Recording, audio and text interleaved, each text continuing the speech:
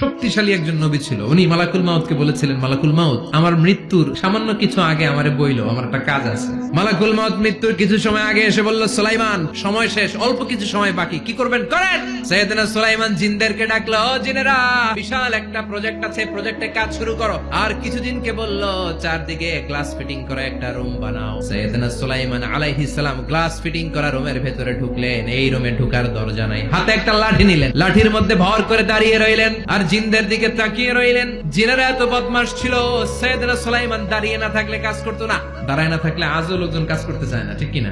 সুলাইমান আলাইহিস সালাম লাঠির মধ্যে ভর দিয়ে দাঁড়িয়ে রইলেন আর বললেন, কাজ করো। জিনেরাও কাজ শুরু করলো। ওদিকে মালাকুল মাউত এসে বলে, ও সুলাইমান, সময় তো শেষ। সুলাইমান বলে, সমস্যা নাই, রূহ কবজ করো। মালাকুল মাউত ওইভাবে লাঠিতে ভর দেওয়া অবস্থায়, দাঁড়ানো অবস্থায় সাইয়েদনা সুলাইমান আলাইহিস সালামের রূহ কবজ করে নিলেন। উনি এমন ভাবে দাঁড়িয়েছেন, রূহ চলে গেল, লাশ হয়ে দাঁড়িয়ে রইলেন। লাঠির মধ্যে দাঁড়িয়ে আছেন, জমিনের মধ্যে লুটিয়ে পড়ে নাই। সুবহানাল্লাহ।